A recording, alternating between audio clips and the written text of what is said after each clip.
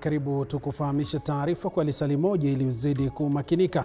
Na taarifa za hivi sasa ni kwamba Seneta Gloria Orwoba amepoteza kiti chake baada ya Spika wa Seneti Amason Kingi kutangaza nafasi hiyo kuwa wazi. Seneta Gloria Orwoba alifukuzwa kutoka chama tawala cha United Democratic Alliance UDA siku ya Jumatatu, na kufukuzwa kwake kulihusishwa moja kwa moja na ushirika wake katika hafla za makaribisho ya aliyekuwa waziri wa usalama Fred Matiang'i, ambaye ni mmoja wa viongozi wa upinzani. Haya yanajiri siku moja tu baada ya jaji Lawrence Mugambi kukataa ombi la Gloria Orwoba la kuzuia kufukuzwa kwake katika bunge la Seneti, akitaja changamoto za kiutaratibu katika kesi yake. Orwoba, ambaye ni seneta maalum, amekuwa akikabiliwa na madai ya kutokuwa mwaminifu na kukiuka kanuni za maadili ya chama cha UDA.